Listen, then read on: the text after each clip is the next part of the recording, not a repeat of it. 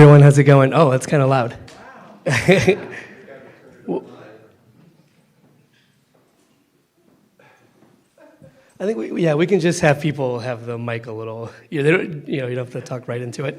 Thank you so much for joining us tonight for our panel and discussion. Was everything okay? Yeah. Our panel discussion. We're all refugees. I just wanted to say a couple words about Haymarket Books and about Haymarket House. So Haymarket Books is a radical publisher based in Chicago. We publish books on different movements, on history from below, on different struggles. And we'll actually have a few selection of our titles on migration and abolition and anti-imperialism for sale afterwards, if folks want to take a look back at the table over there. And thank you all for joining us here in person at Haymarket House and for all those who are joining us via our YouTube channel. Haymarket House, we hope to provide a movement and cultural space for all of us to be able to gather in community and share ideas about how to collectively build a better world. We also want to acknowledge that Haymarket House and events at Haymarket House take place on the occupied lands of the Council of the Three Fires. Ojibwe, Ottawa, and Potawatomi, the indigenous keepers of this land who, through acts of genocide, of deceit, dispossession, were forcibly removed for the founding of the city of Chicago and of the state of Illinois. We recognize the nations that lived in and around Illinois and stand in solidarity with them and their ongoing struggles. We also must acknowledge that settler colonialism is not relegated to history, but it continues today. And we stand in solidarity with the people of Gaza who are experiencing genocide and dispossession as we speak.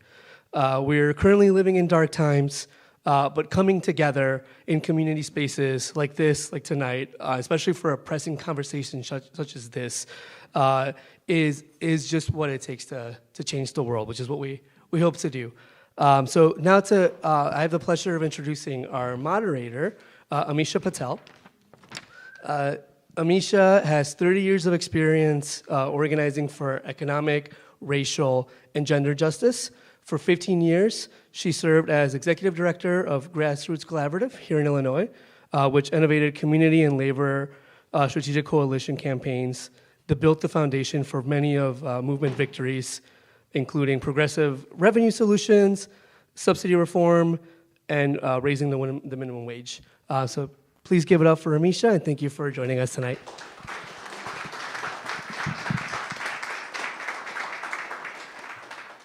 Thank you, Carlos.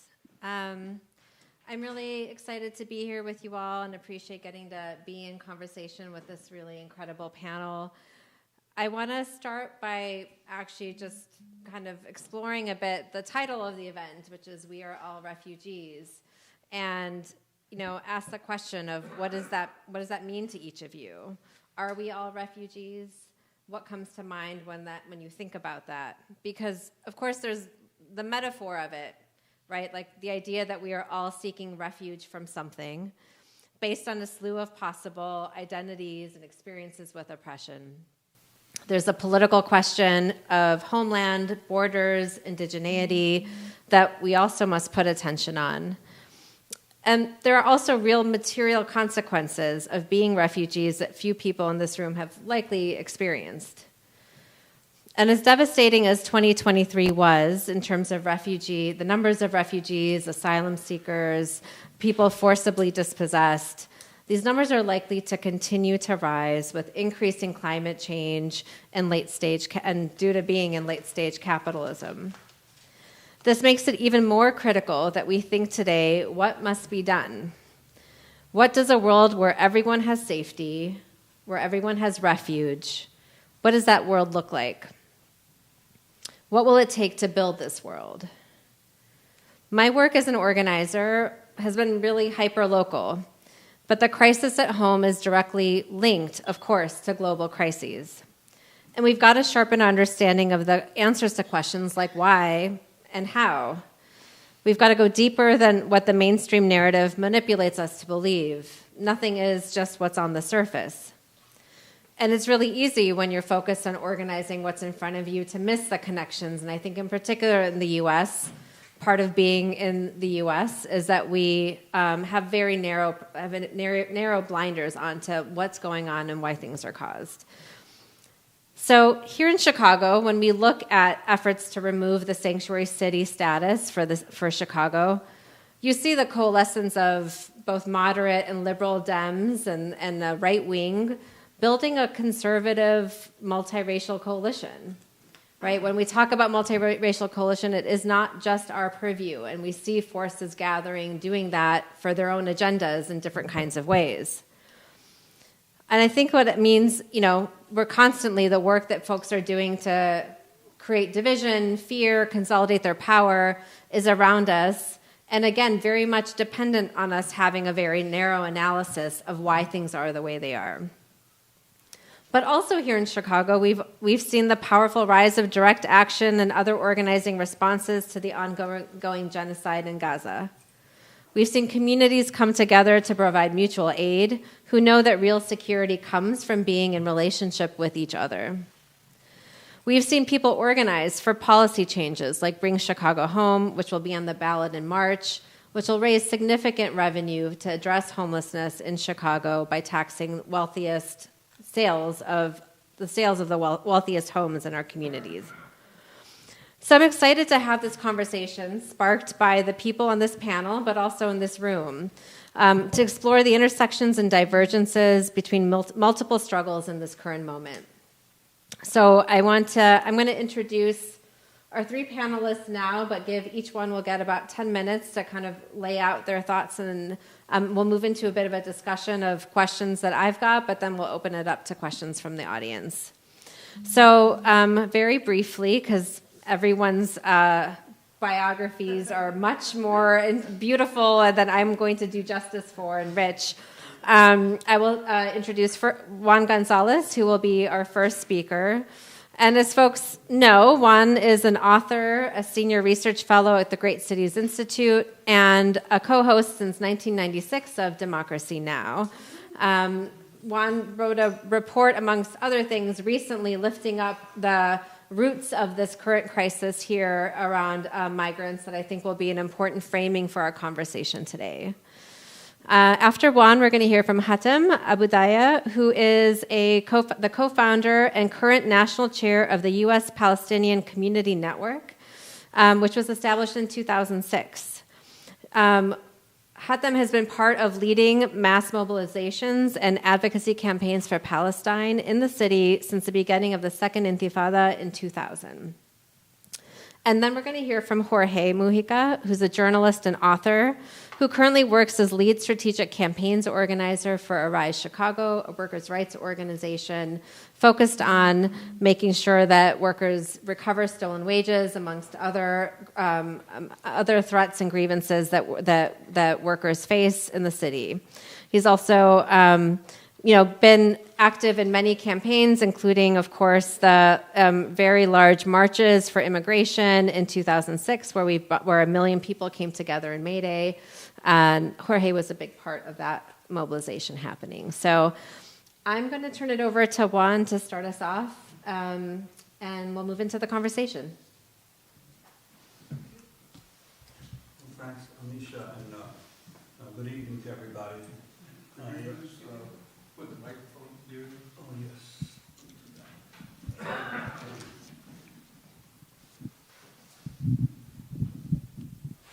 How's that? Can you hear me? Yeah. Okay.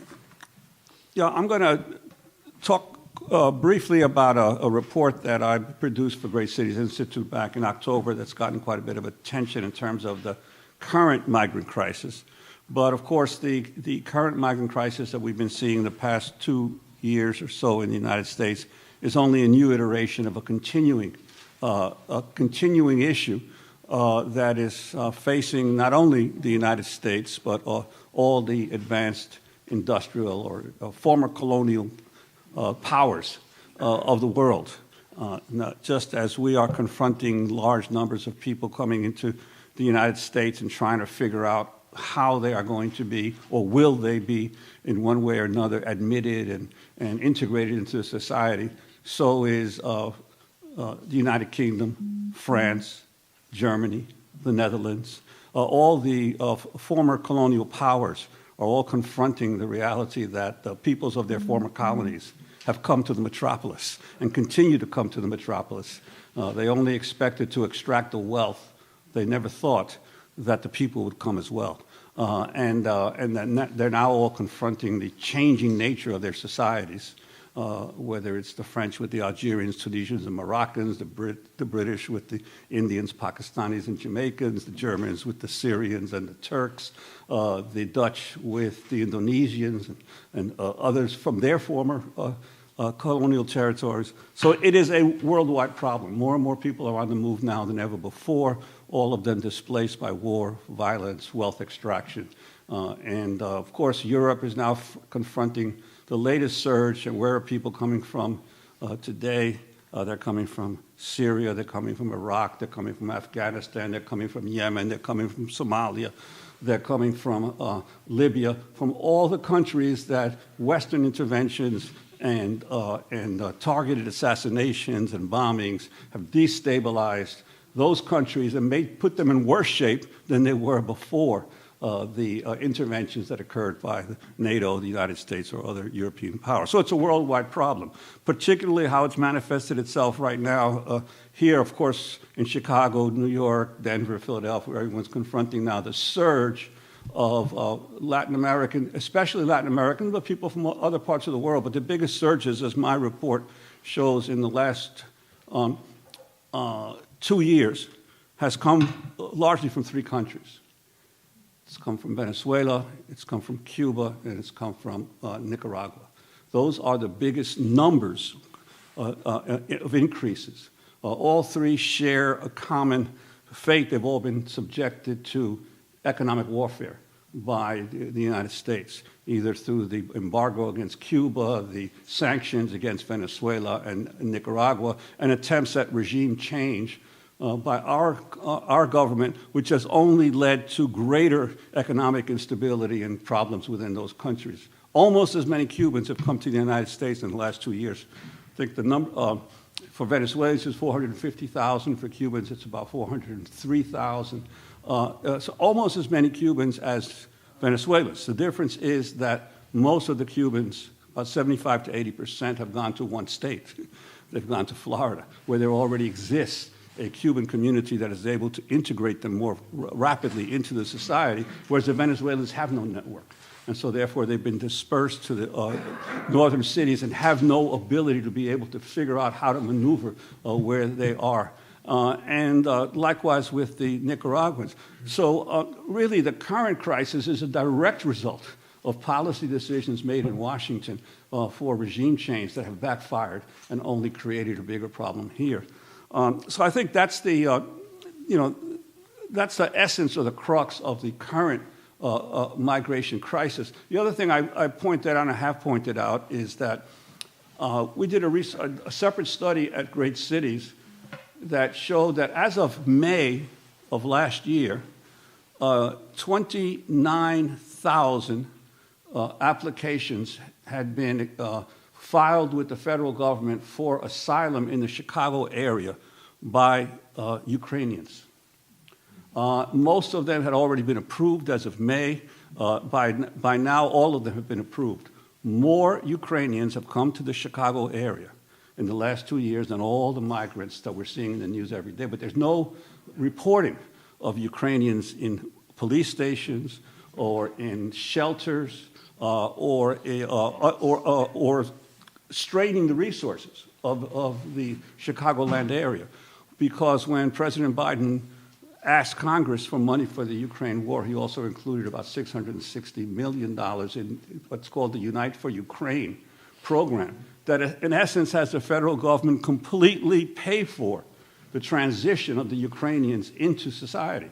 They're immediately eligible for Medicaid, for SSI, for job training programs, for housing allocations, and for all of the services necessary for an asylum group to be able to to integrate into the society.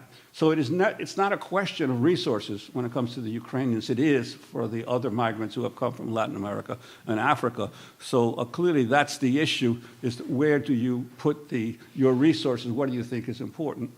The long-term issue with Latin America is, I also highlighted in the report, this fiscal year, the United States Congress allocated $3 billion in foreign aid for all of Latin America and the Caribbean. The entire region, 650 million people, 1/3 of them under the poverty line. The entire region has gotten $3 billion, and it's actually been going down back in the 60s during the Kennedy administration and the Johnson administration. More than twice as much foreign aid was going to Latin America, of course, which had much less population back then, than it's receiving today. So the United States has basically forgotten the need to provide any kind of economic assistance. And most of the aid that is going, that $3 billion, is going for drug interdiction, it's going for training of the local militaries. Very little of it is going for humanitarian assistance to raise the economic levels of these societies. Israel alone, on an annual basis, receives more than all of Latin America and the Caribbean. A nation of 9 million people, a prosperous nation of 9 million people, receives more money in U.S. foreign aid than does the entire region of Latin America and the Caribbean. So again, it's the priorities that you place in how you allocate the resources that determines the results that you get. One of the most interesting parts of the report that pointed out is that there's actually been a sharp drop in Mexican migration to the United States. The number of undocumented Mexicans in the last 10 years has dropped dramatically, who are in the country. Many have left. Why is that? Well, there's been some things that have been happening in Mexico. People pay attention. Under the AMLO administration, minimum wages have been raised, the rights of labor organizing and a power within Mexico for Mexican workers has increased. And a byproduct of the U.S. trade war with China is that more and more multinational companies are realizing the limitations of having all your production in Vietnam and in the Philippines and in Asia, and are now doing something called nearshoring. So Mexico is experiencing the greatest increase in capital investment and new jobs in the last few years as a result of nearshoring, as international capital is trying to consolidate itself closer to the U.S.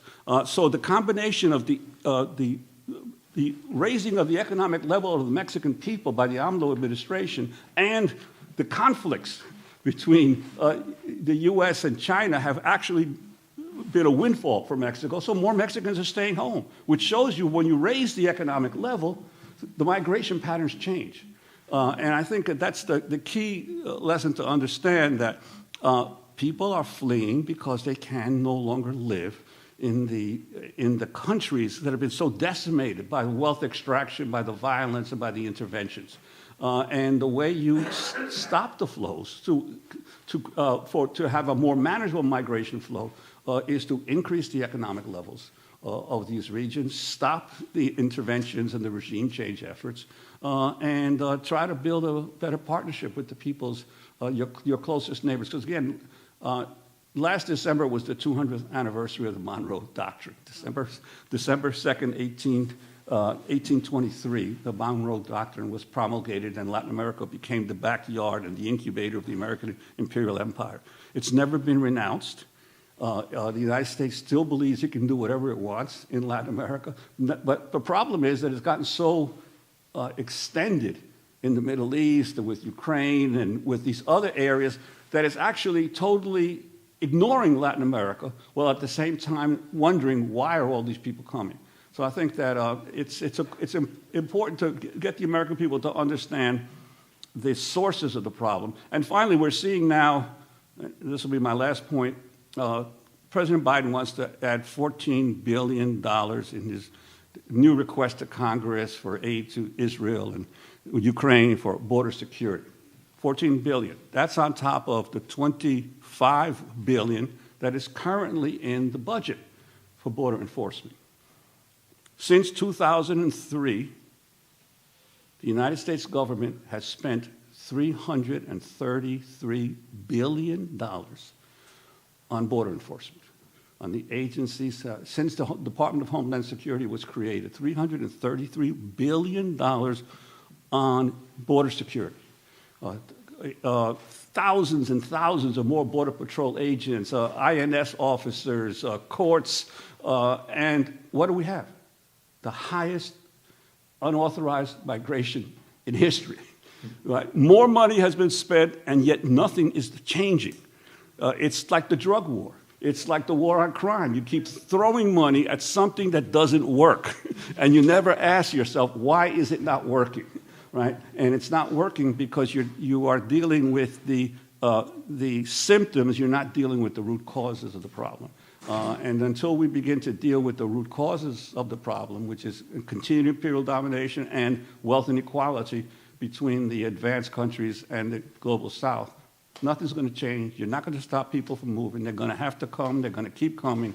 And you cannot stop this wave because globalization of capital, you cannot tear down the barriers for capital mobility around the world and expect labor to stay enclosed wherever you want labor to stay enclosed. Labor and capital are two sides of the same coin.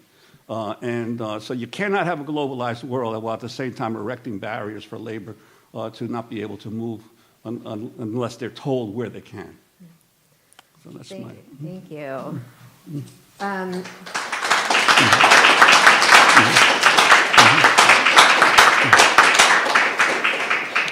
Hatham. Oh, do we need a mic for? Do you need a mic for the recording? Yeah.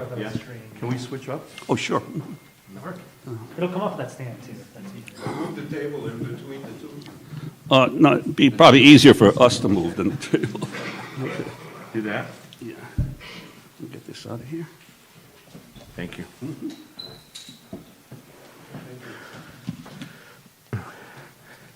So I think we're all going to want to read all of Juan's report. That was a fascinating 10 minutes.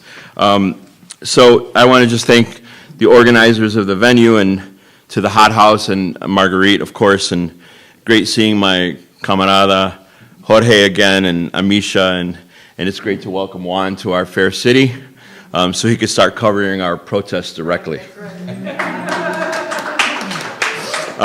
So USPCN, the United States Palestinian Community Network, was founded in 2006. I was one of the co-founders. We wanted to revitalize community organizing in the Arab and Palestinian communities of the United States because there was a vacuum that was caused by the quote-unquote peace process of 1993 in Oslo, and all of our community-based organizations in the States really went for about a decade of a real vacuum, even though from the late 60s when the Palestinians first started coming here until the early 90s, the PLO was functioning openly in the United States, and people across the diaspora were members of all of these different factions of the PLO that are today on the Clinton terrorist list, the State Department terrorist list. Those organizations were functioning publicly, openly as political institutions in the U.S., and the community was incredibly organized at that time until the Oslo Accords. And so we thought we needed to help revitalize a little bit. And in Chicago, we've been part of the leaders of the big protests that everybody's been seeing since October 7th, as part of a broader Palestinian coalition called the Coalition for Justice in Palestine. Part of the work that we do is campaigns in BDS, political prisoners advocacy, anti-Zionist direct actions, and what we call our legislative work, our confrontational legislative work, challenging progressives except on Palestine, like Jan Schakowsky and Debbie Dingell in Michigan, Gwen Moore in Wisconsin, Katie Porter in California, and others. So I always start these talks by saying unequivocally that as a colonized people living under illegal Israeli military occupation, Palestinians have the internationally recognized right to resist by any means necessary, including armed struggle. These rights are codified in the Geneva Convention and as a protected and essential right, and a specific UN General Assembly Resolution 3743. So I just always start that way because, in the last 3 months, there's been a lot of questions about resistance. So now that we've gotten that out of the way, October 7th and what we call the Unified Palestinian Resistance. So what the press in this country is still trying to sell to us as Hamas versus Israel. Yes, Hamas is the strongest of the military organizations in Gaza and in Palestine. It is the strongest resistance organization in Gaza, but there is a unified military command of that resistance. And all of the political parties and all of the political organizations that have military wings are fighting within that resistance. That includes the Marxist-Leninists like the PFLP and the DFLP. It includes Fatah, which is the leading group in the West Bank. It includes the Islamic Jihad, and it includes Hamas. So for those who think that this is just the Islamists fighting against Israeli occupation, that's absolutely incorrect, inaccurate, and I think it's important to know that all the social sectors, all of Palestinian society supports the resistance and is part of actually fighting back and defending the Palestinian people against the Israeli assault. And even before October 7th, for those who may not know, the Palestinian resistance was warning the United States and Israel that if you continue to allow your military and your racist, right-wing, white supremacist settlers to attack Palestinians in their places of worship in Jerusalem and attack them in their villages and burn cars and burn olive groves and kill people in the streets, then you're going to have to deal with some kind of self-defense, because there was nobody else in the world that was coming to the defense of the Palestinians who were civilians and were being treated that way in the West Bank and in Jerusalem. And continuously warning the United States and Israel of that. And of course, you saw that they didn't heed those warnings. So when it wouldn't stop, we had no choice but to defend ourselves. From the Gaza Ministry of Health, people know some of these numbers maybe, but I think it's always important to talk about them. Israel has killed over 23,000 Palestinians now in 3 months, close to 10,000 of them children. In the past 24 hours, 147 Palestinians were killed and 243 wounded. All told, more than 59,000 are injured, and 1.8 million out of 2.2 million are displaced. Absolutely staggering numbers. I was telling Amisha earlier that I started organizing in Chicago in 1999, and the first thing that happened in my political life was the Intifada of 2000, and the intensity of that for those that lived it and that were here at that time. 6 months, 8 months of continuous organizing the way we've been doing in the last 3 here. But we never, ever saw numbers like this. So this is why it's clearly a genocide, and why the brave South African comrades are bringing Israel to the International Court of Justice today, tomorrow, and Friday. 10 of the 84 pages in the filing speak of intent, the legal basis that must be argued to prove genocide. And the reason why it's easy to prove is because the Israeli Prime Minister, the Minister of Defense, other cabinet members, military leaders, a number of Knesset, which is their parliament members, settler leaders, government spokespeople, public figures, and so many other Israelis have been calling publicly, openly, for murder and destruction and ethnic cleansing and genocide for 3 months. They are the proof of intent themselves, their own voices, their own words. And we've got them all on video. I know it's very hard to watch those videos from Gaza. It's very much harder for people in our community because we watch it on Al Jazeera and Al Mayadeen and the Arabic language stations that show a lot more than, CBS and NBC and ABC show. And it's very, very hard when you've buried over 20,000 of your people to say that we're winning. But we say it because we believe it's true. Israel is not has not been able to accomplish any of its goals in Gaza, the goals that they talked about on October 8th, either militarily or politically. They're losing the war because they can't defeat the resistance in hand-to-hand combat in Gaza, and because the Palestinians are being supported by other Arab state actors right now. Other actors, I'm sorry, not necessarily state actors, in Lebanon, Iraq, Syria, and Yemen. They're losing in the political arena because the whole world is calling for an end to the bombing, and internally they're in crisis with the families of the detainees, families of soldiers, families of settlers in an uproar, those that are detained, those that have been killed. And they're losing in the court of public opinion. Tens of millions, maybe hundreds of millions across the globe are marching and rallying and shutting shit down and exposing the U.S. and other imperialists as the cold-blooded killers that they are. That is what we've seen happen in the last 3 months. Palestine is winning, and that means we're closer to the goals of not just ending the genocide, because obviously that had to be within weeks, that had to be the call from the community. We have to stop this killing, we have to stop this genocide. But Israel's being exposed as that white, settler, colonialist, racist, apartheid, Zionist state that it is. And people are understanding now that it's the essence of Zionism, it's the essence of settler colonialism that's the problem here, right? And so we're winning in that political battle in the sphere of public opinion as well. And so what do we do here in the United States of Chicago to continue on the path to victory?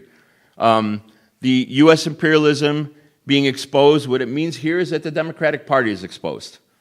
Genocide Joe Biden is proving that the U.S. empire will unequivocally support and defend Zionism and Israel's role as the settler colonialist watchdog for the empire's economic interests in the region.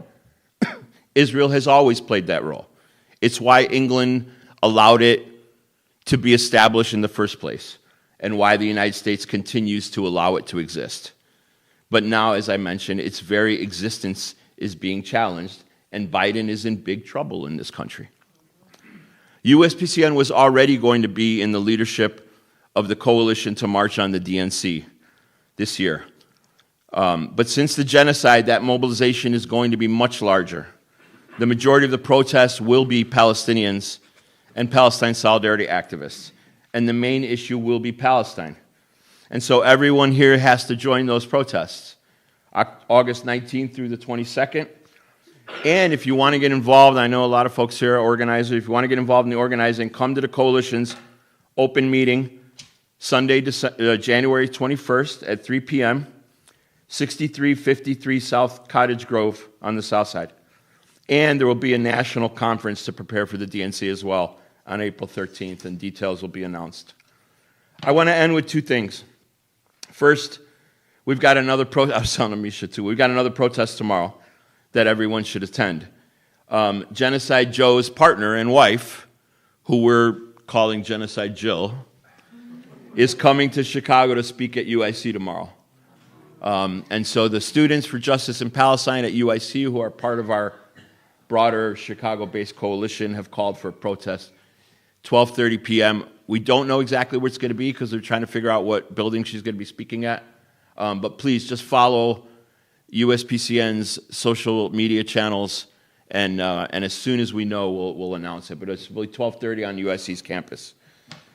And lastly, we just organized an incredible protest on the South Side last weekend that speaks to the solidarity that this panel and our work in general aspires to. All the main black organizations, and I want to name them because I think it's really important for folks to know: Chicago Alliance Against Racist and Political Repression, SOUL, Southsiders Organizing for Unity and Liberation, the Chicago Torture Justice Center, Good Kids Mad City, Jericho Movement, Community Renewal Society, and others, came together to show support for Palestine liberation, and we did it in the heart of the black South Side. When we talk about solidarity, what it means for Palestinians is a decades-long relationship with black liberation, with immigrant rights. Amisha talked about Jorge's leadership of the immigrant rights movement in the early 2000s, and we were marching together in those protests as well. With Puerto Rican independistas, with Chicano liberation, with native sovereignty. We unite with other communities of color and other oppressed nationalities because it is they that understand racism, white supremacy, settler colonialism, and U.S. imperialism the best. They fight the same enemies that we fight, and a blow against the enemy here helps Palestinians win in Gaza, while a blow against the enemy in Gaza helps those fighting for liberation and land and equality win here in the United States. We're proud of these relationships. We're proud to stand side by side with the Mexican community around the issue of migrants and undocumented workers, and with the black community on police accountability, anti-racism, prisoners' rights, and economic rights. We've been doing it ever since we started coming to this country as refugees and exilees in the 60s. And this is why we've united again with the aforementioned black organizations, plus the Brighton Park Neighborhood Council, to make a final push to get an important resolution passed in the Chicago City Council. Our friend and Boricua comrade, Alderwoman Rosanna Rodriguez Sanchez, wrote and presented a resolution calling for the end of Israeli violence, bombing, massacres, genocide, and siege on Gaza. All of you who live in Chicago, please call your alders, insist they vote yes. We think the vote is going to happen at the January 24th meeting, but there's a lot of parliamentary procedure going on right now, so it could happen earlier, and people are going to try to push it so that it doesn't happen on the 24th. But we're fighting hard for this with our black and Latino partners and folks across the city. Call your alders, tell them to vote for the ceasefire resolution, Rosanna's resolution, and then stay tuned, as I said, to USPCN, Coalition for Justice in Palestine, and the Chicago Alliance's social media accounts. Continue marching with us in the streets until we win an end to the Zionist settler colonial state and replace it with a free Palestine. Thank you.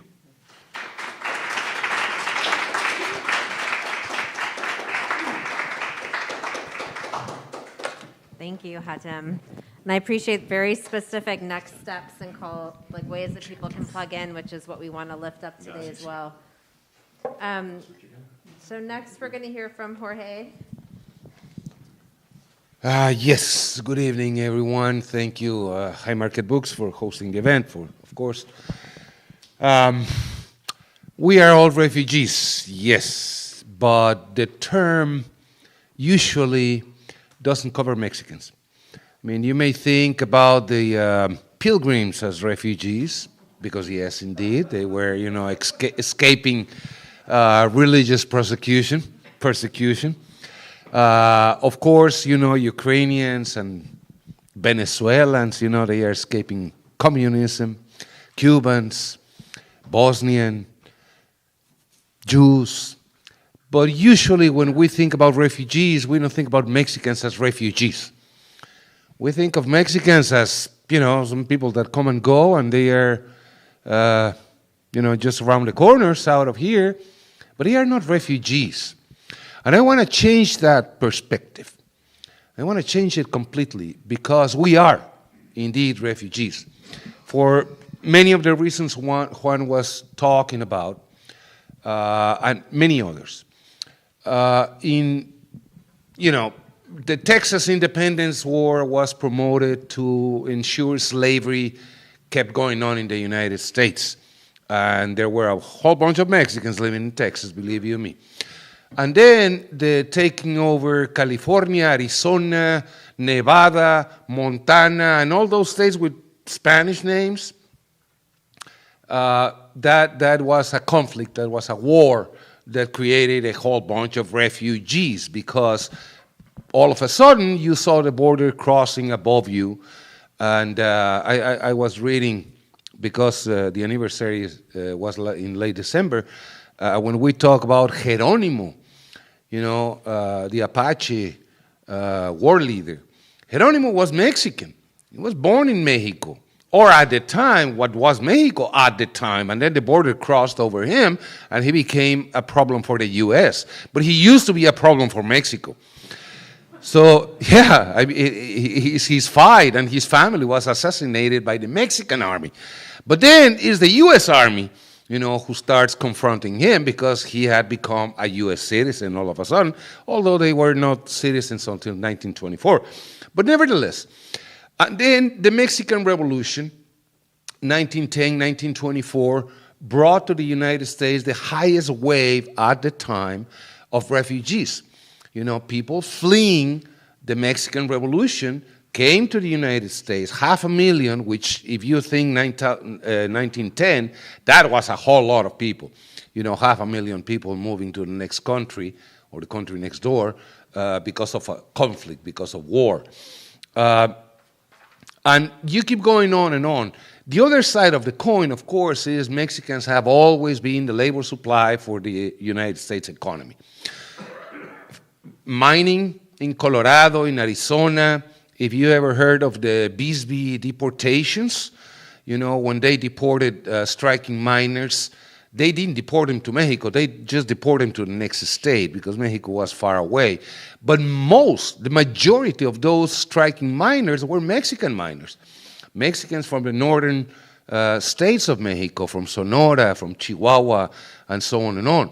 So they suffered, of course, persecution instead of being taken as refugees or just workers, laborers, but they were there. Railroads, slaughterhouses, all of that brought Mexicans to Chicago as far back as 1905 and 1910. And then you have, during the Second World War, of course, you have the Bracero program, U.S. citizens going to Europe, and then being replaced by Mexicans in the labor force, and women, of course, but replaced by Mexicans. And then the H-2B programs for agriculture.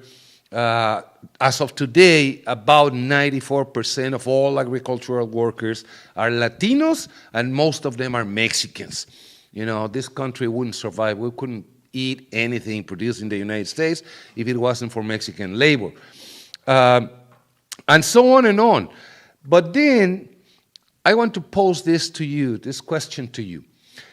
More people died and have died trying to cross the desert and the border than the people who died trying to cross the Berlin Wall in all of the history of the Berlin Wall.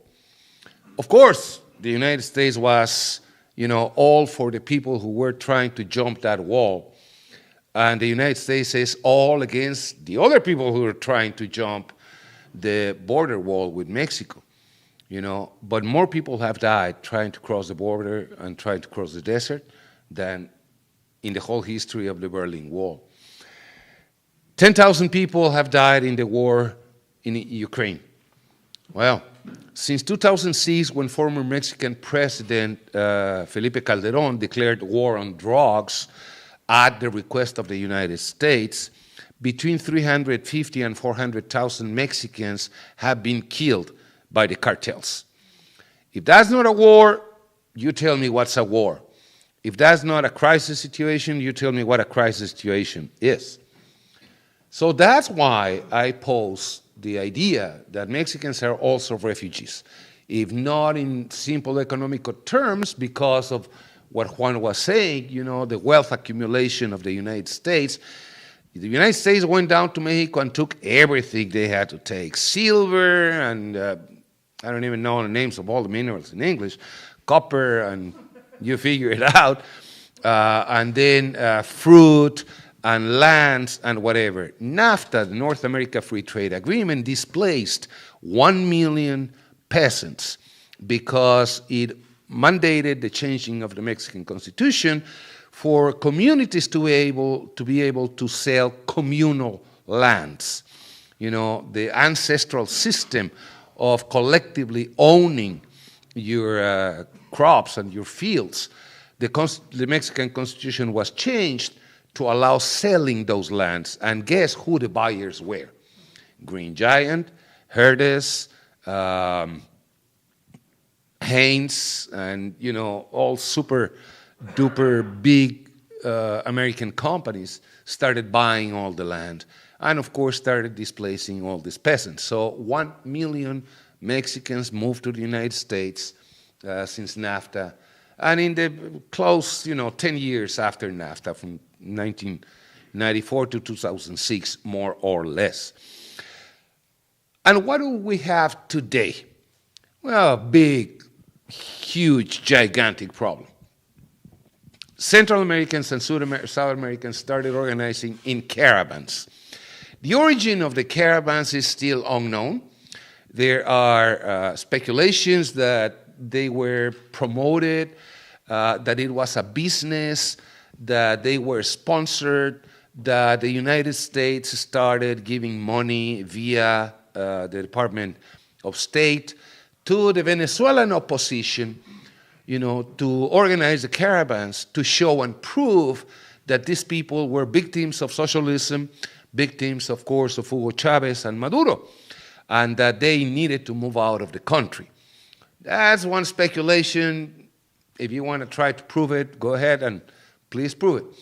But the point is, people started coming over, walking from Venezuela, from Colombia, all the way, even through the Tapón de Darién, that particular piece of land in Panama that still doesn't have a single road. That's why you cannot drive from Alaska to Tierra del Fuego, because of the Tapón de Darién. But hundreds of thousands of people have crossed walking the Tapón de Darién in the last 3 years. We know what happened at the border. We know Donald Trump tried using Title 42, which is an obscure provision in immigration law saying that people with contagious sickness cannot enter the United States. So he tried stopping it. He forced Mexico to, tend to all these thousands of people who were stranded. Some people got mad at the Mexican government saying, why is Mexico accepting this? And I had to tell them, no, Mexico didn't accept it. But when you have 1,000 people trying to cross the border, the international bridge, and the United States refuses to accept them, well, Mexico is not going to leave him, live on the bridge. They come back to Tijuana and they come back to Ciudad Juárez, and you have to do something about it. It's not that Mexico is accepting or signing any agreement with the United States. It's that the crisis provoked by the United States and possibly sponsored by the United States is bringing all these people that is staying in Mexico at the end. 800,000 people came through Mexico just last year. 800,000 from South and Central America. Of course, the treatment is very different. You have Haitians who suffered an earthquake and hurricanes. Oh, they are refugees, of course. No mention of all the interventions of the U.S. Army in Haiti and the assassination of presidents. And oh no, that don't mention that, please. Honduras. Oh yeah, Hurricane Mitch. They are refugees. Don't mention that the United States co-sponsored and supported a coup d'etat in Honduras, of course. El Salvador, well, TPS, temporary protected status for Salvadorans, yeah, because they are refugees. Don't mention that the United States intervened heavily and armed the Salvadoran army for years and years and years to massacre the civilian populations. And Guatemala and so on, you mention it, and the United States has had its hands in every other country in Latin America, I think with the exception of Bolivia, because it doesn't have a coast, so the Marines couldn't get to Bolivia. Other than that, really.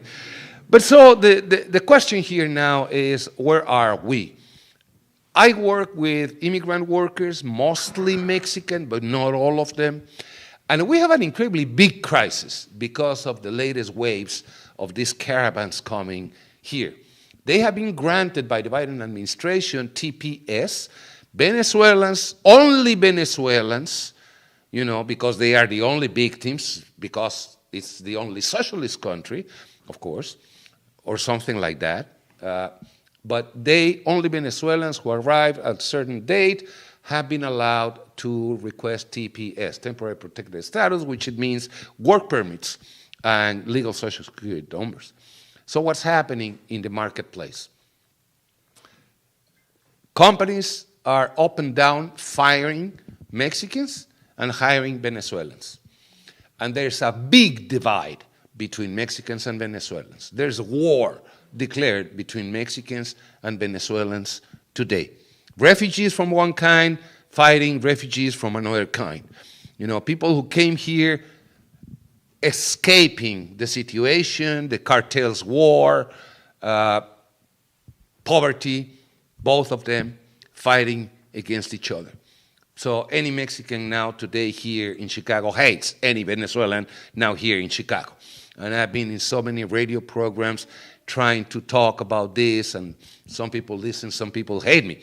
Well, many people have hated me before, but nevertheless, I mean, I think I'm more hated now than before, because I'm being seen as defender of the Venezuelans. And in that particular context, you tell me, how can we go to the Palestinian marches and protests if we are getting unemployed? You know, if our basic, very basic need for a job is our primary concern. Who cares about Palestine? Oh yeah, it's very bad, but I'm not going to go to a protest because I'm looking for a job, because a Venezuelan displaced me. You know, that's what we are going through today. It's bad, it's really bad, but it's of course policy. What do we need to change? Well, there has to be a whole immigration reform and a different understanding of what immigration is, whether it is refugee, asylum, victim of nature, catastrophe, or whatever. Yeah, we need that. But the only proposals are the Republican proposals, which are increase, again, the budget for a technological border and more agents at the border. Well, that's not what we need. The Republicans are holding the aid to Ukraine, depending on whether Biden accepts more military presence and more technology in the border and more agents in the border. That's where we are today. So I think that's pretty much it for the moment. Oh, no, one thing. Not 19. August 19, no way. August 18, which is Sunday. So on Monday, when the Democratic Convention starts, the talk of the town is the million people who demonstrated in the streets the day before. I would go for August 18 instead of August 19. Thank you much. Thank you.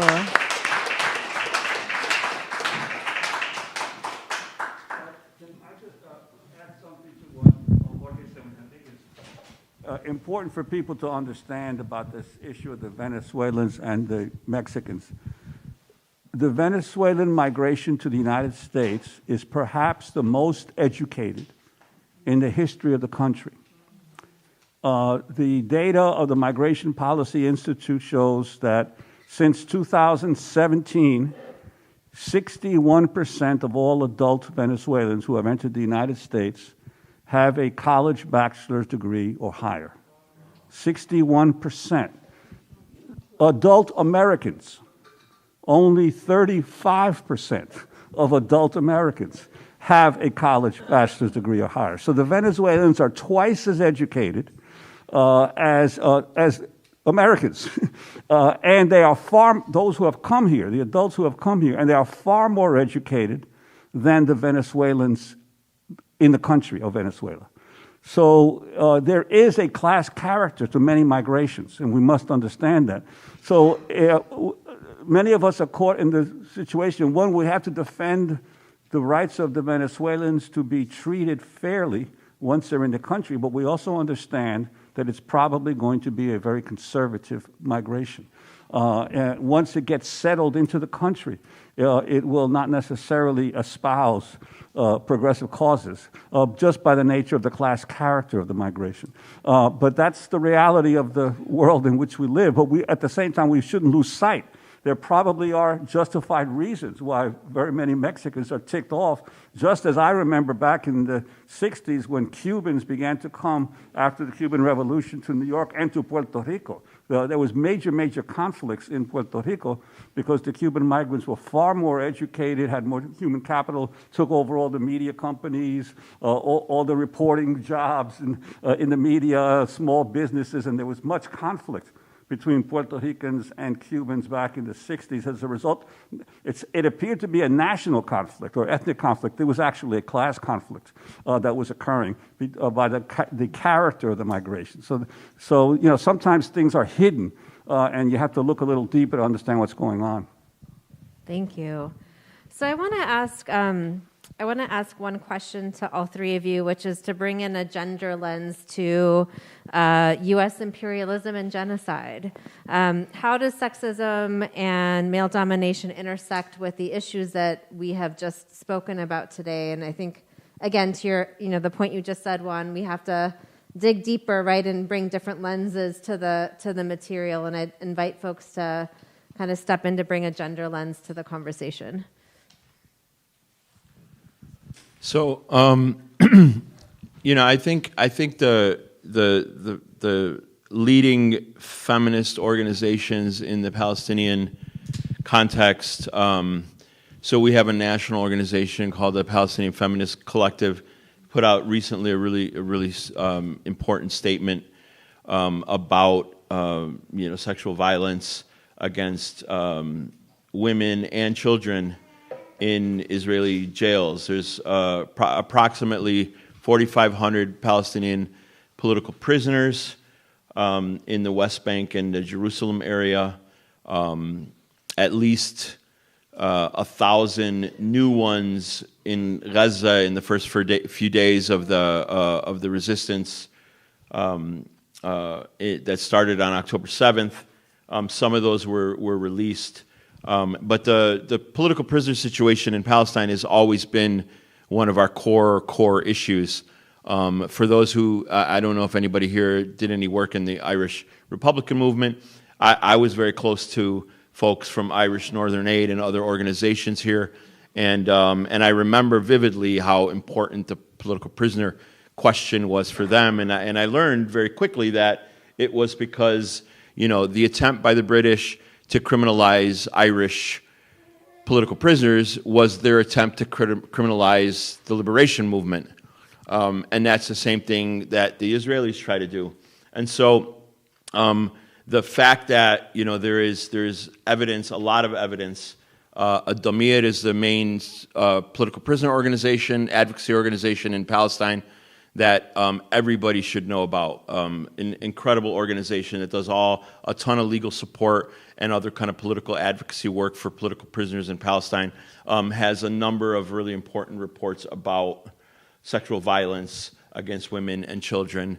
The fact is that women in Palestinian society historically, whether it was bearing arms in the resistance, which they do, or whether it was during some, civil disobedience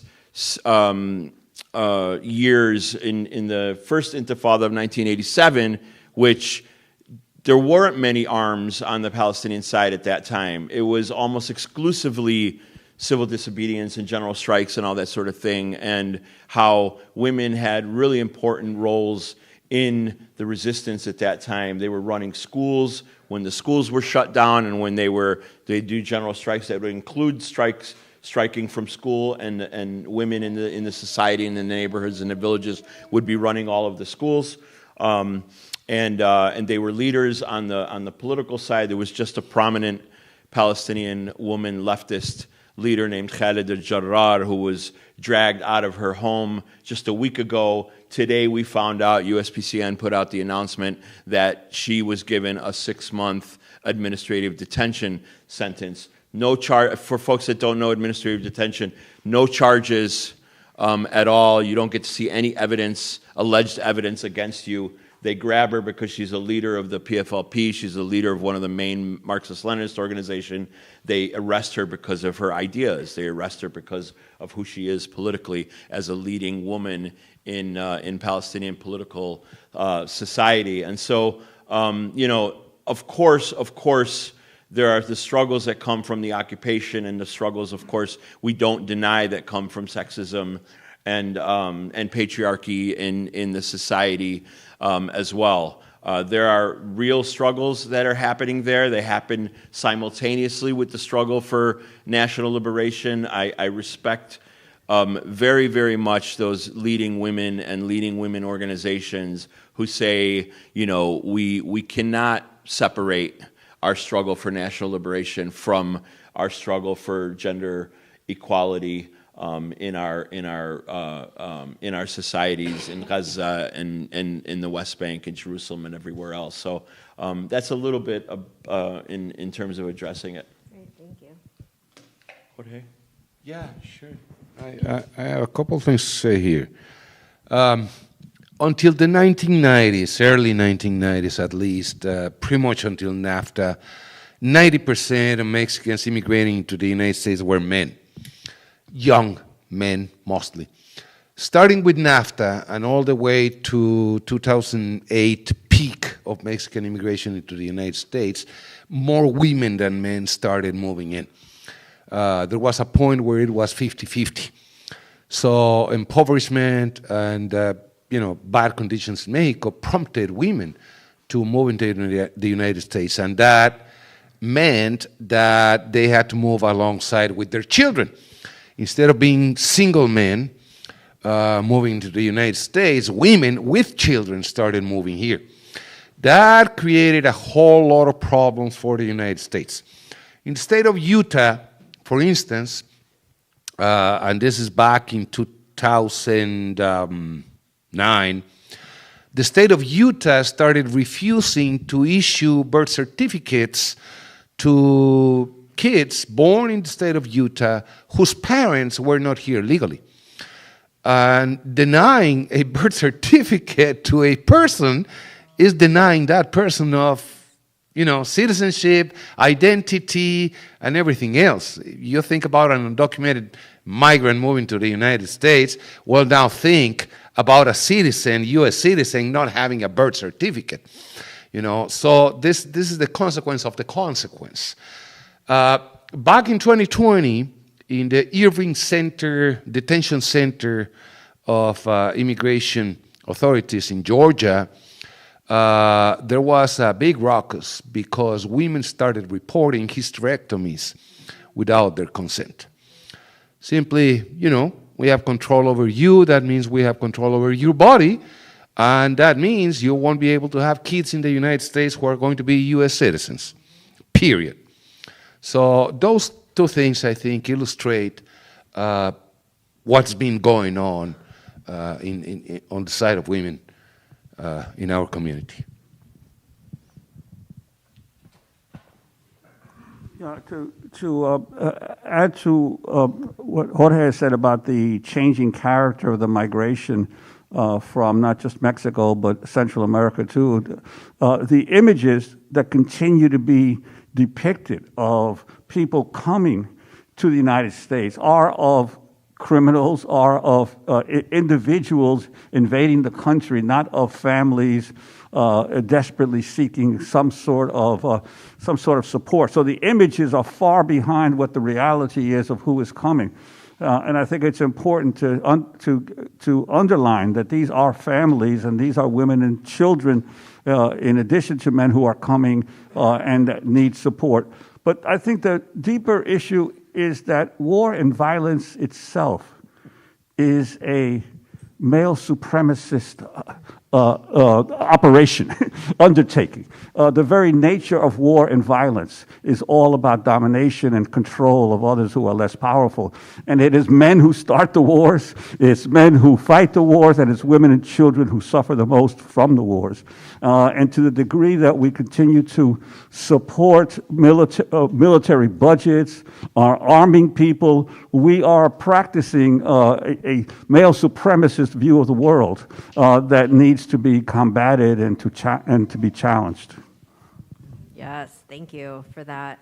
I have like 8 more questions, but I'm not going to do that. I want to see if there are people who've got questions in the audience. If so, if you could put your hand up, and I might want to just hear from a couple folks to just hear the questions and then let the folks up here be able to pick, sort of speak on all of it or some of it. Are there any, if you don't have questions, like I said, I have more, but want to give people a chance.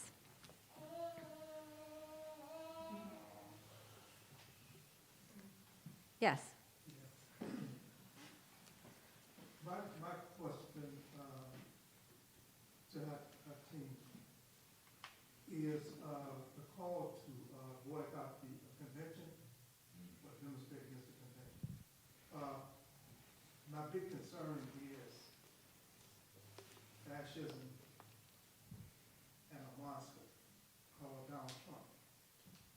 And what working people will suffer, the things that they will suffer if Donald Trump again gains the presidency, or any of those who hate him gain the presidency. And so, to end, my question is, what will be what will the demonstration, how will it define itself, what its purpose will be, and has it considered that concern, if it is a concern? Yeah, I mean, listen, I think that we deal with the same question every 4 years about like the lesser of two evils, and you know, how can we allow Donald Trump to win the presidency, and that means we have to elect, you know, a racist like Joe Biden. Let's call him who he is, right? We remember what, you know, his anti-crime policies in the 90s. We remember his speeches from the Senate floor for decades. He's a racist white supremacist too. And so, you know, I recognize the challenging aspect of the question. I know that folks who say there's a never Biden movement. This is real. And people are talking about it. It's not just Palestinians and Arabs and Muslims. And I'll tell you something. I know for a fact that the people who are part of the never Biden movement, and that people say that we can't possibly vote for this man who sat there for 3 months and allowed 23,000 people to be slaughtered, they're not saying we want Trump. None of them are. The leading forces in the coalition to march against the DNC are black forces in this country, in this city, I'm sorry, who are leading the coalition and are going to be leading the political work from now until August and leading the protest. They're going to be the black forces in this city. The black forces that won ECPS, the policy to give you know, some power over the police to the people. The folks that just won the recent battle against FOP arbitration. The folks who have been fighting for CPAC, for the Civilian Police Accountability Council, for years and years as well. Those folks are our closest partners in the Palestinian community and the black community, the Chicago Alliance Against Racism and Political Oppression, and other folks. And so they are the ones who are leading this coalition. They're not going to be obviously supporters of Trump. And they're not going to give Biden and the Democrats a pass. Because yes, I think Palestine will be the leading issue, one of the leading issues in August when we have those protests. But it's not just about that. Immigrant rights forces are going to be there because the immigrant rights movement believe, and I'll let Jorge and Juan speak to that, but they believe that Biden sold them out too. It's quite possible that the immigrant rights forces in this country won that election for the guy. And has he done all of those things that he has promised for comprehensive immigration reform and other policies that we've been fighting for? No, not at all, right? But the majority of Latinos don't want Donald Trump, but they want to not be taken for granted, and they want to be able to say that this Democratic Party maybe does truly represent me. But in all honesty, you ask folks in the streets in Chicago, I would love to do that poll. Ask all the black people on the south or west sides, and the Latinos on the south and southwest sides, and the Arabs, wherever the hell they are. Ask them if they think that the Democratic Party represents them in this country in the long run. And I think that the vast majority of them are going to say no. I can say a couple of things. I might have a little difference with some my comrades on this. I'm old enough to have been at the 1968 Chicago Democratic Convention. I was out there in the streets. We had similar perspectives back then. In fact, our slogan back then was vote in the streets, vote with your feet. and don't participate in the election. The reality was, in retrospect, years later, I realized that we were wrong in our perspective. That briefly, the election of Richard Nixon that year really set the country on a path a right-wing path from which it has never fully recovered. And I think I would urge a couple of things. One is, I would urge, don't just demonstrate at the Democratic Convention, but also demonstrate at the Republican Convention. Yeah. Because it is, because I agree with you that Joe Biden hasn't done everything he promised, and he's backtracked a lot, but he did attempt at the very beginning to change migration policy, but the problem was obviously that we have a strongly entrenched fascist movement in this country. I don't think it matters pretty much what happens between now and then in protest. The fascism and right-wing populism continues to gain strength in all the advanced industrial countries, and it will continue to do so. Because unfortunately, even though the fascists are still a minority of the population, they have enormous strength, not only because all the military and police types are with them, and ultimately that does have an enormous impact on how a society shifts, but also because the left and progressive forces are not sufficiently organized or sufficiently based in the people of the country to really provide a counterweight. So I'm pretty pessimistic. My hope is that there's still time for Joe Biden to step aside. Lyndon Johnson in 1968 resigned on March 31st of the election year. Right? There were already primaries that had been conducted that had already occurred before Johnson resigned, and then the real race began.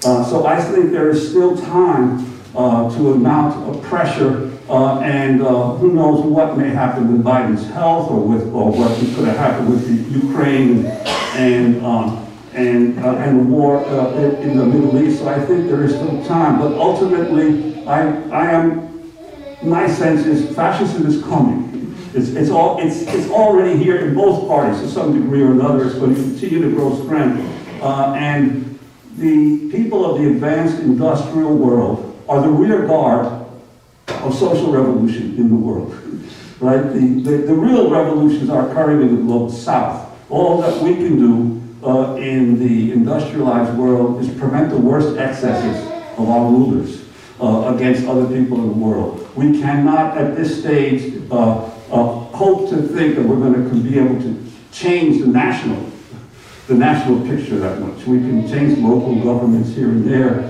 but we cannot change the national picture because there's too much at stake for world capitalism, and they're too invested in maintaining their control of power here. But the real change is occurring in the global south. It's occurring in Latin America, it's occurring in Africa, it's occurring in other countries in Asia, and we can do our part to support that and to build for that.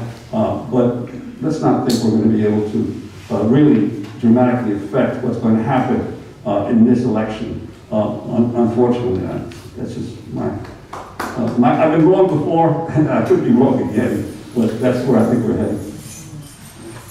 I'll just add one quick thing. The Never Biden movement is pretty diverse. So, Juan reminded me that it's not, some of it is third party, Cornel West potentially, right? And some of it is hoping that he gets primaried as well. All of those elements are part of the Never Biden movement. And Juan's right, of course. Like the forces that I know that we relate to in the immigrant rights movement, the Palestinian liberation movement, Puerto Rican independence, and others that we're a part of, have not only protested the DNCs over the years, but have also, of course, protested the RNCs also. So we're coming to the end of our time. I want to invite you all to do a final closing comment, and I think I want to ask you to think about what people do often feel like it's very hard to figure out what can be done, right? The problems are so big and overwhelming and complex. So I'd love you to either talk about a specific action or thing that people can be done. Have them, you've already named a few different very specific things that folks can do. But yeah, what can people do to take action around these things? And kind of the other side of it, if you feel like you've already answered that, what is it that keeps you going, right, despite all of the shit? How do you stay in it? Because this is deeply complex political issues and struggles that are, of course, deeply personal. And I invite you to kind of bring a little bit more of that energy into the final, kind of your final comment as well of what keeps you, where do you keep your hope, given all of the things that we're taking on. You go, Jorge down. Jorge wants to be a refugee. No, I think I have to say I'm pretty satisfied with my life. I'm incredibly tired and overwhelmed, and let me tell you why. Some people say you only live once. I say you only die once. You live every day, every single day. You live, so many times. And my life in the last 2 years almost is being entirely dedicated to change other people's lives. Not in the general sense, but in a very particular way. We got the Biden administration, despite Biden, doesn't matter, but we got the Biden administration to launch a program, we call it DALE, Deferred Action for Labor Enforcement, that gives a work permit and a social security numbers to undocumented workers who denounce and complain about labor violations, which is, pretty much what DACA, the Dreamers get, work permit and social security, renewable work permit. This is a DACA for workers. And so in the last year and a half, we have semi-legalized, because it's not a fully legal program, legalization program, but we have almost legalized, I lost count, 500 plus workers, and we have a line, waiting line of like at least 1,200. And it's been overwhelming. But the most important point is, these workers have learned that they can face the employer, that they have legal protections, that they have rights, and that they can be public, and that they can talk, and that some people are willing to listen to them. And I just hope we have had this kind of program the last 20 years or 30 years. You face your employer and you get your work authorization. I think that's a real change when hundreds of people learn that they have the power to change some things. It doesn't mean unionization per se. Most of them are not members of a union, meaning a permanent organization, but all of them have learned that they have the power to face the employer. So it's little by little organizing, but it's a whole lot of organizing, believe you me. And that's what I want to keep doing as long as I can. The more people learning that they can eventually win if they organize, that's the most powerful lesson for everybody. Thanks. Well, I'll go next so that so our guest Juan can get the last word. So I made a joke about the title of this thing. We're all refugees, and I made a joke because Jorge mentioned that Mexicans aren't refugees, but they should be. Well, Palestinians are refugees, but they're not in this country. So that 750,000 Palestinians were pushed off the land when Israel was founded in 1948. That's the essence of the conflict. It's not religious. Right. It's not 2,000 years old like everybody tries to say. It's simple, relatively. It's white. Mostly white European settler colonialists who came to my country and took land from my grandparents and from my father And my father died in 2019, not being able to go back. He was stopped at the airport in 16, and they didn't let him go to his village in the West Bank, and he never got back. And he died in the U.S. Without being able to go back. And at that time, he had made a decision. I'm going to live 6 months in Palestine and 6 months with my grandchildren in the States, and he never got back. So there is something personal about this, of course. Half of my parents' home village is expropriated land that became settlements. And I remember my father and my uncles when I visited Palestine myself as an adult, and they would walk up to the border of the settlement, and they would say, well, that section over there, there's this many dunam, square meters, that belonged to your father and your grandfather and your grandmother, and that was your land, and they stole it. That is, what I think about a lot when I'm doing the work, and I think about those refugees. So my family's not a refugee family per se. We weren't kicked out in 1948. We weren't kicked out in 1967. But those who were don't get refugee status in this country. Because if they got refugee status in this country, what would that mean? That means the United States would have to say, yes, you do have the right to return to Palestine and to the area that's now called Israel, and you have the right to go back to your homes and lands that were stolen from there. So to me, I mentioned earlier, the political prisoner issue, and especially my experience with the Irish Republican movement and the Bobby Sands and the H Block strikers, and that was a really, really important part of my life and my political upbringing and consciousness raising, and and the refugee situation very much so, even though I'm not one and my parents were not. For Palestinians is the thing that kind of drives me the most. Yeah, well, first of all, I take a lot of inspiration from the enormous activism that is occurring among so many young people in the United States and around the world. The young people really have, they really do have a better sense of a vision of what a world that could be. The problem, I think, is that they haven't, a lot of them haven't studied enough or analyzed enough, and they sometimes tend to think that the most extreme position is the best position. When the issue should be, how do we achieve our goal? I try not to get caught up too much in the immediate situation and try to always look at the long-term picture. The long-term picture is that the global South is going to overwhelm the former colonial powers. There's no way that can be prevented. When I was a young kid growing up in East Harlem in New York City, there were less than 9 million Latinos in the entire United States.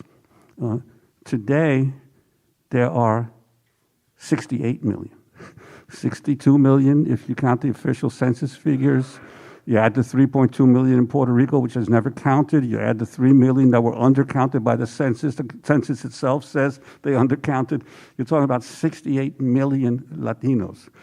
Asians, African Americans, folks from other parts of Africa who have come here. This country and Europe and France, all the countries of the industrialized world are changing demographically so rapidly they can't even figure out what to do about it. So that history is on our side, but it's not immediate. It's not going to happen right away. And if I had one thing I would tell to young people, young progressives, move to Texas. Move to Texas. Texas is the biggest state with 53% of all the public school children in Texas are Latino.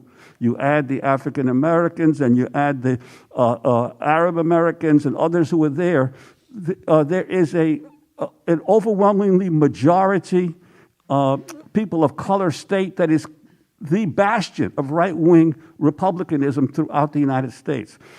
Just as the young people in the 60s went into the South to do voter registration drives, just as we in the 70s went into the plants of the Midwest and in Detroit and Chicago and Cleveland to organize workers. People need to go where they're needed. And we don't need all these young people in the middle of Chicago and in New York and San Francisco. We need them as organizers where the organizing is needed the most. And I believe Texas is the key if you want to change the political dynamics of the country, because all the other big states are Democratic, but Texas is the big one, that if it could be changed, if a major organizing project could be developed among the white folks of Texas, and of course among a lot of the Latinos, because what's happening, people don't understand this border security industry has created enormous numbers of jobs for Mexicans along the border.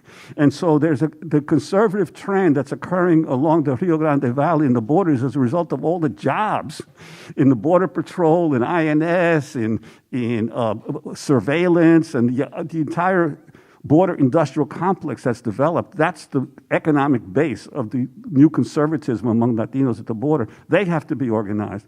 So I think it's a question of having a long-range view, relying on the enthusiasm of the young people, but then also strategically figuring out where can you have the most impact.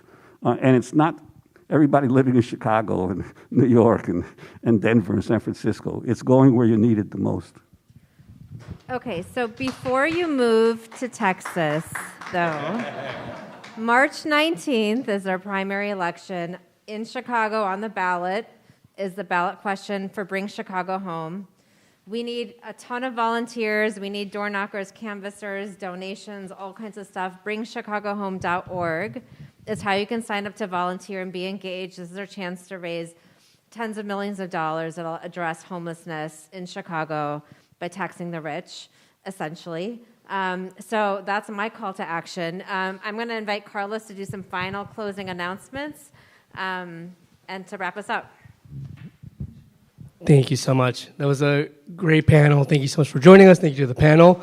Thank you to HotHouse and Marguerite. This event would not have been possible without them, so thank you so much for them. Give it up for them. A couple announcements. That concludes the formal portion of the program. We now have a sort of informal reception.